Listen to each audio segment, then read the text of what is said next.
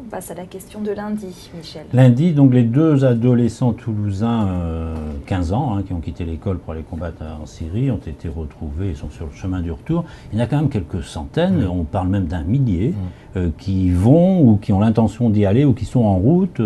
Comment vous expliquez, vous, ce phénomène? Quel échec!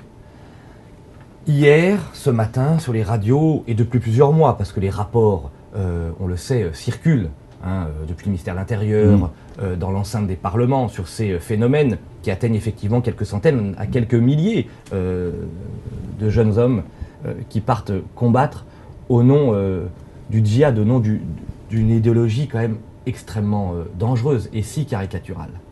Qu'est-ce que nous avons raté, nous aussi?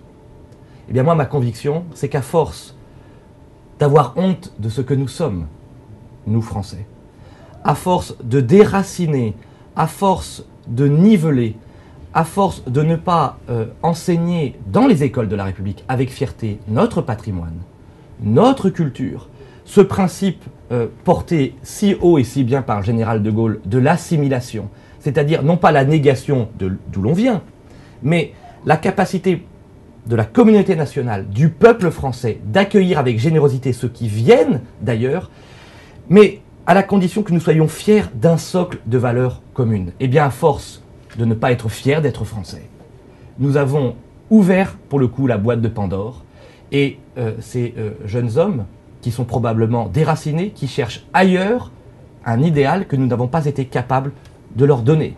Si nous ne sommes pas capables demain, surtout dans les quartiers populaires, d'où je viens, d'offrir l'ascenseur social, des perspectives à travers le mérite, à travers l'école, à travers l'accession à la littérature, à la poésie, à ce patrimoine français gigantesque et magnifique, alors nous nous préparons à de cruelles désillusions. La mise en garde vaut pour tous.